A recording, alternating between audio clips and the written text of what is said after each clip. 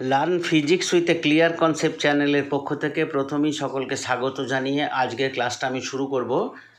আজকে আমরা আলোচনা করব আয়নীয় ও সমযোজী বন্ধন বহু বিকল্প ভিত্তিক প্রশ্ন উত্তর সহ আলোচনা ionic and covalent bond MCQ. আজকে এমসিকিউ আলোচনা করা হবে আয়নীয় ও সমযোজী বন্ধন সম্পর্কিত। প্রশ্ন 1, ধাতব পরিবাহীর ক্ষেত্রে তড়িৎ পরিবহন করে কোনটি? অপশন আয়ন, মুক্ত ইলেকট্রন, ক্যাটায়ন, অ্যানায়ন। ধাতব পরিবাহীর ক্ষেত্রে মুক্ত ইলেকট্রন তড়িৎ পরিবহন করে, তাহলে সঠিক অপশন হলো বি, ধাতব পরিবাহীর ক্ষেত্রে মুক্ত ইলেকট্রন তড়িৎ পরিবহন করে। প্রশ্ন 2, লুইস ডট গঠনে দেখানো হয় প্রোটনগুলি, ইলেকট্রনগুলি, নিউট্রনগুলি, নিউক্লিয়নগুলি। লুইস ডট গঠনে দেখানো হয় ইলেকট্রনগুলি। ইলেকট্রনগুলি, B is the correct option, অর্থাৎ লুইস ডট গঠনে ইলেকট্রনগুলিকেই দেখানো হয়। প্রশ্ন 3, ত্রিবন্ধনযুক্ত যৌগটি হল ইথিলিন, প্রপিলিন, অ্যাসিটিলিন, মিথেন। ত্রিবন্ধনযুক্ত যৌগটি হলো অ্যাসিটিলিন, C2H2, একটি জৈব যৌগ। তাহলে C is the correct option, অর্থাৎ ত্রিবন্ধনযুক্ত যৌগটি হলো অ্যাসিটিলিন। প্রশ্ন 4, ত্রিবন্ধনযুক্ত মৌলিক অণুটি হলো অক্সিজেন, ক্লোরিন, নাইট্রোজেন, হাইড্রোজেন। ত্রিবন্ধনযুক্ত মৌলিক অণুটি হলো নাইট্রোজেন, অর্থাৎ দুটি নাইট্রোজেন পরমাণু একত্রিত হয়ে একটি নাইট্রোজেনের অণু তৈরি করে। এখানে দুটি নাইট্রোজেন পরমাণুর মধ্যে ত্রিবন্ধন বর্তমান, অর্থাৎ ত্রিবন্ধনযুক্ত মৌলিক অণুটি হলো nitrogen. C is the correct option. প্রশ্ন 5, হাইড্রোজেন ক্লোরাইডে কয় জোড়া নিঃসঙ্গ ইলেকট্রন জোড় আছে? অপশন 1 জোড়া, 2 জোড়া, 3 জোড়া, 4 জোড়া। হাইড্রোজেন ক্লোরাইডে 3 জোড়া নিঃসঙ্গ ইলেকট্রন জোড় আছে।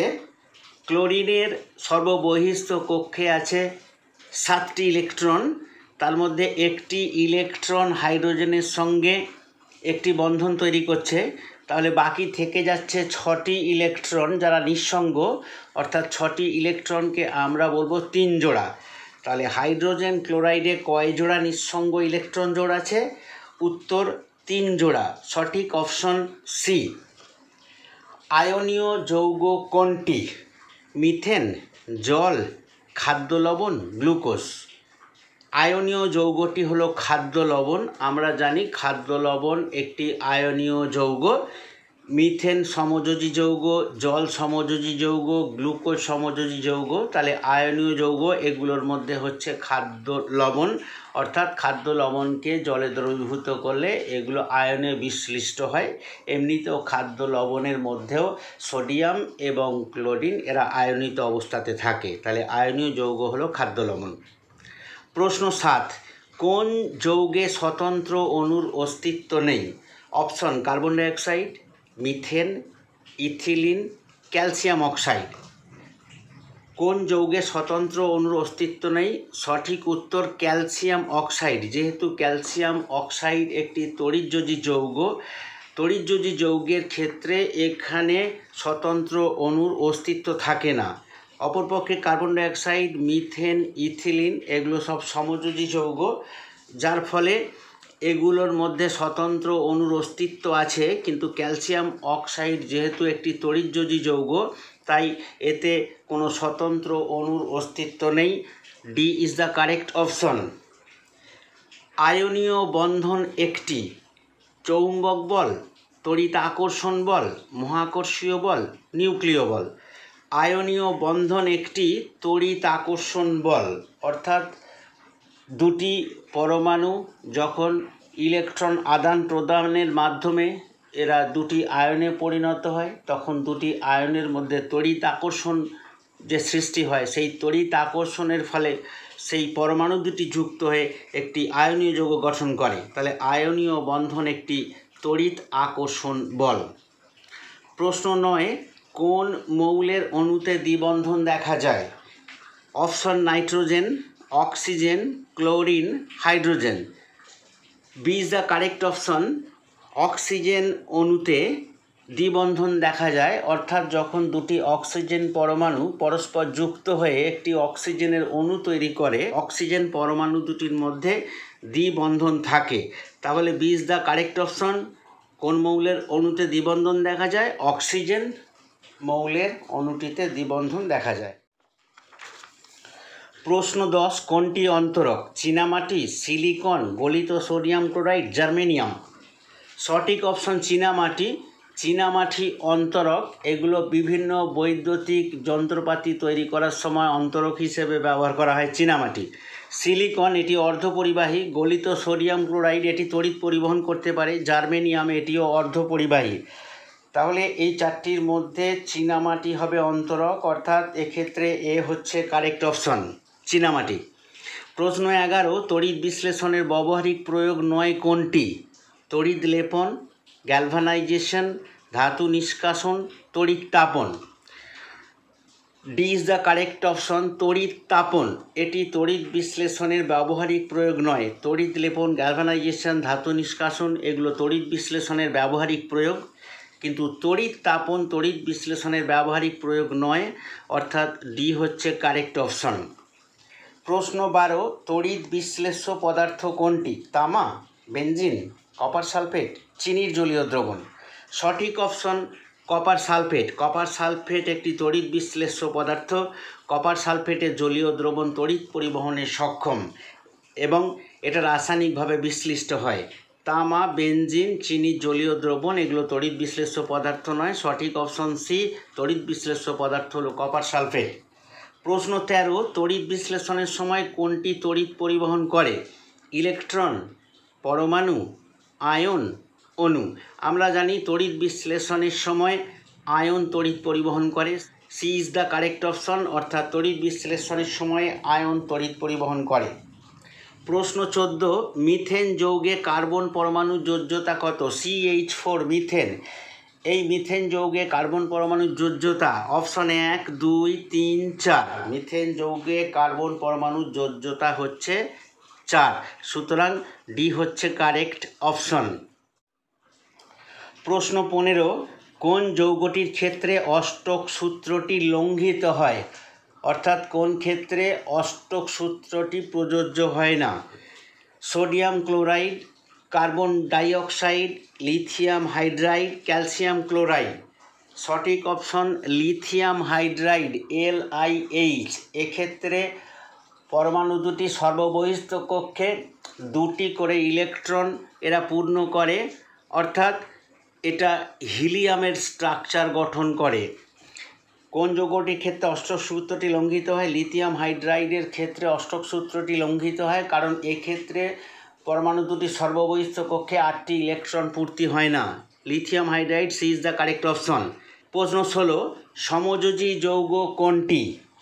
Sodium chloride, calcium carbonate, hydrogen chloride, potassium chloride. এই যৌগগুলির মধ্যে কোনটি সমযোজী যৌগ? C is the correct option. Hydrogen chloride একটি সমযোজী যৌগ, বাকিগুলো তড়িৎযোজী যৌগ।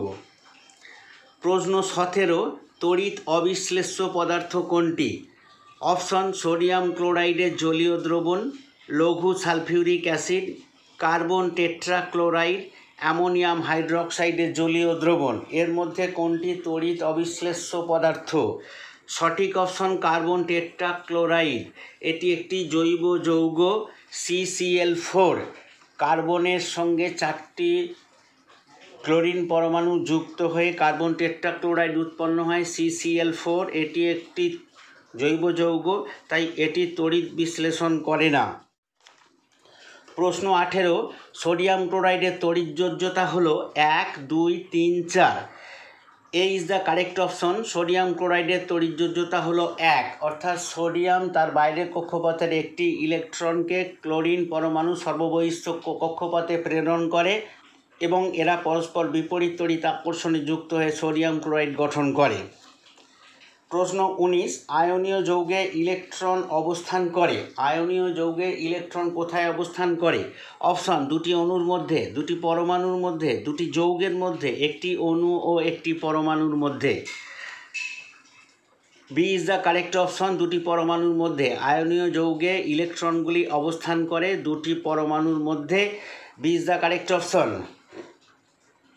প্রশ্ন 20, অ্যাসিড মিশ্রিত জলে তড়িৎ বিশ্লেষণে উৎপন্ন হাইড্রোজেন ও অক্সিজেনের আয়তনের অনুপাত। অ্যাসিড মিশ্রিত জলকে তড়িৎ বিশ্লেষণ করলে হাইড্রোজেন এবং অক্সিজেন যে আয়তনে উৎপন্ন হয় তাদের অনুপাত। Option 1:2, 2:3, 2:1, 1:1। C is the correct option, 2:1। দু আয়তন হাইড্রোজেন এবং এক আয়তন অক্সিজেন উৎপন্ন হয় যখন অ্যাসিড মিশ্রিত জলে তড়িৎ বিশ্লেষণ করা হয়। প্রশ্ন 21, তড়িৎ বিশ্লেষণের জন্য ব্যবহৃত পাত্রটির নাম। Option, voltmeter, calorimeter, voltameter, galvanometer. সঠিক অপশন ভোল্টামিটার। তড়িৎ বিশ্লেষণের জন্য যে পাত্রটি ব্যবহার করা হয় সেই পাত্রটির নাম voltameter. C is the correct option. প্রশ্ন 22, তড়িৎ বিশ্লেষণের সময় ক্যাথোডে কোন প্রক্রিয়া ঘটে?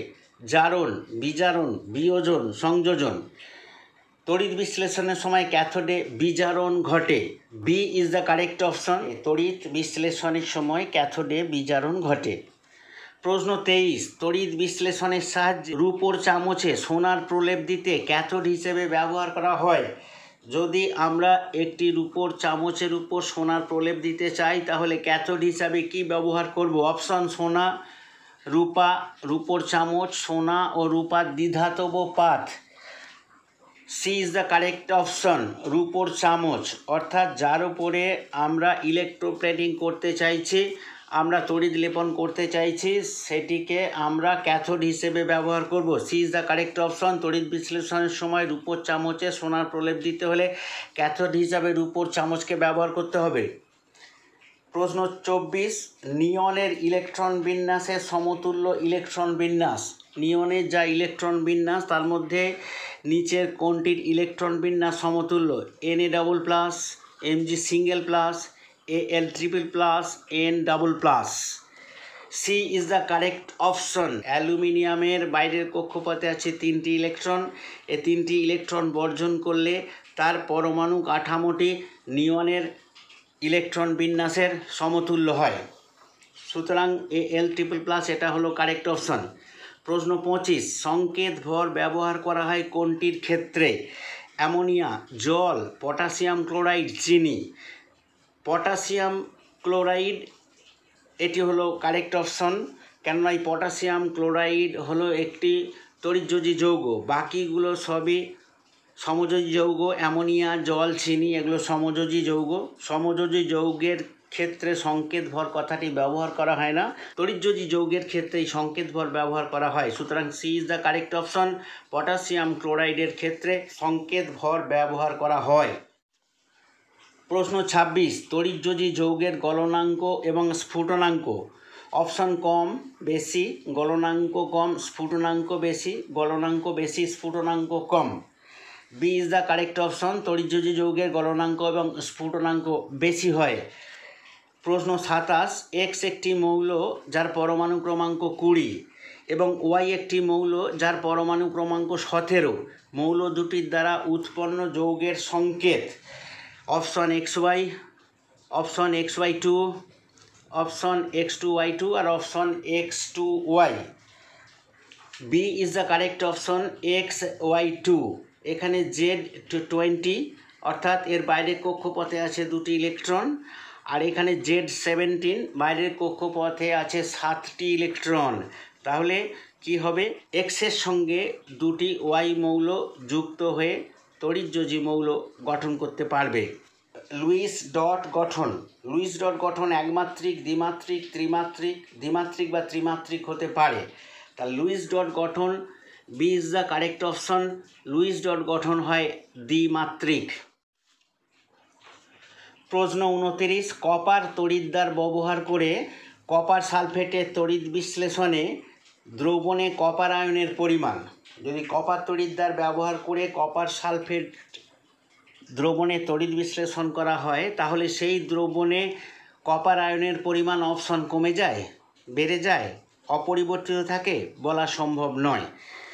সঠিক অপশন অপরিবর্তিত থাকে। যখন কপার তড়িৎদ্বার ব্যবহার করে কপার সালফেট দ্রবণে তড়িৎ বিশ্লেষণ করা হয় তখন দ্রবণে কপার আয়নের পরিমাণ অপরিবর্তিত থাকে। C is the correct option. প্রশ্ন 30, তড়িৎ বিশ্লেষ্য পদার্থের বিয়োজনে উৎপন্ন ক্যাটায়ন ও অ্যানায়নের সংখ্যা।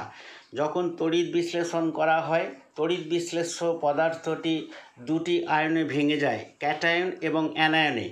প্রশ্ন হচ্ছে তড়িৎ বিশ্লেষ্য পদার্থের বিয়োজনে উৎপন্ন ক্যাটায়ন ও অ্যানায়নের সংখ্যা সর্বদা সমান হবে, সর্বদা অসমান হবে, সর্বদা সমান নাও হতে পারে, কোনোটি ঠিক নয়।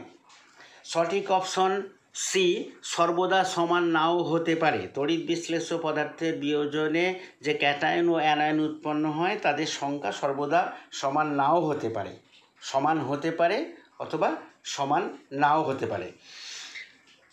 প্রশ্ন 31, কোনটি মৃদু তড়িৎ বিশ্লেষ্য?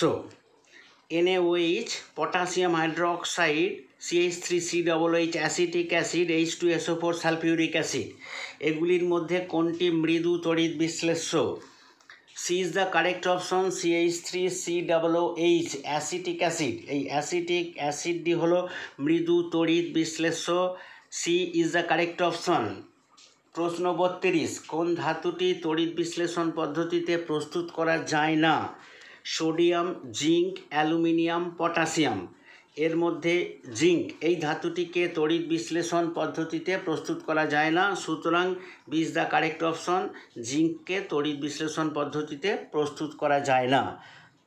আজকে এই পর্যন্তই। ক্লাসটা যদি ভালো লাগে তাহলে একটা লাইক দেবে, চ্যানেলটিকে সাবস্ক্রাইব করবে। অবশেষে আরও একবার সকলকে ধন্যবাদ জানিয়ে আজকের ক্লাসটা আমি শেষ করছি। নমস্কার।